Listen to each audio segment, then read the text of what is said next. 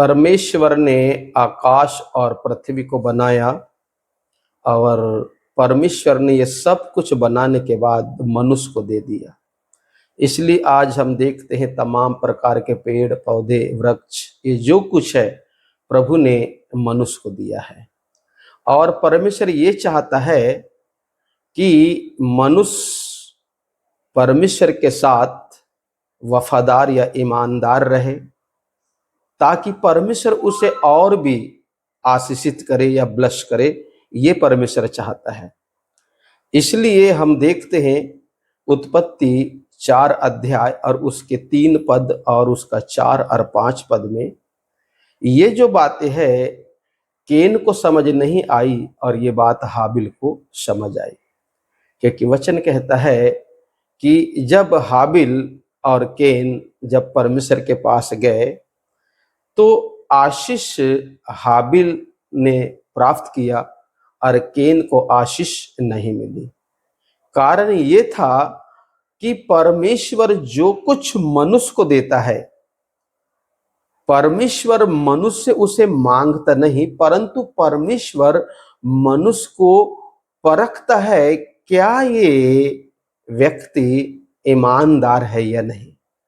और वचन कहता है कि हाबिल परमेश्वर के पास जब रिटर्न जाता है तो अच्छी से अच्छी उत्तम जो वस्तु जो परमेश्वर ने उसको दिया था, उनका पहलोट का भेड़ के चर्बी, ये सब कुछ उसने परमेश्वर के पास लाया।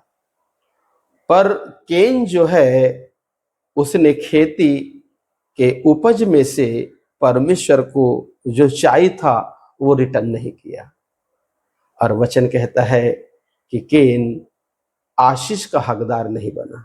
और हाबिल को हम देखते हैं वो आशीष का हकदार बना। अब इस वचन से हमको ये समझ आता है कि परमेश्वर जो कुछ हमको देता है हमसे लेता नहीं, क्योंकि परमेश्वर ने आकाश के नीचे पृथ्वी के ऊपर जो भी बनाया वो मनुष्य के लिए बनाया है। पर प्रभु जी ये देखना चाहता है क्या ये व्यक्ति विश्वास योग्य है, क्या ये आज्ञाकारिता है। क्योंकि जब हाबिल प्रभु के पास गया तो वचन कहता है प्रभु ने हाबिल को डबल पैमाने में उसे ब्लेस किया, परंतु केन को आशीष नहीं मिली। इसका मतलब ये है कि परमेश्वर हम में से प्रत्येक व्यक्ति को वो बढ़ता हुआ या आशीषित होता हुआ परमेश्वर हमको देखना चाहता है। क्योंकि परमेश्वर कभी ये नहीं चाहता कि हम बीमार रहें, दुखी रहें, लाचार रहें, मांगने वाले रहें, परंतु प्रभु कहता है कि तुम मांगने के बजाय तुम देने वाले बनो। तो प्रभु हमको देने वाला बनाना चाहता है। इसलिए परमेश्वर का वचन मेरे प्रियो जितना हाबिल के लिए था उतना ही केन के लिए था। पर इस वचन को केन नहीं समझ पाया, या अगर समझ भी गया तो शायद केन उस समय परमेश्वर के साथ ईमानदार नहीं रहा, परंतु हाबिल परमेश्वर के साथ ईमानदार रहा। और वही ईमानदारी जो हाबिल का था, उस ईमानदारी के चलते परमेश्वर ने उसको आशीष दिया और उसका स्तर बढ़ा। क्योंकि हम देखते हैं ना कि जब हम बाइबल को पढ़ते हैं तो हाबिल के बारे में कितनी अच्छी बातें वह हमको पढ़ने को मिलती है कि वो एक आशीषित व्यक्ति था जो परमेश्वर के भय को मानकर परमेश्वर की बातों को मानता था।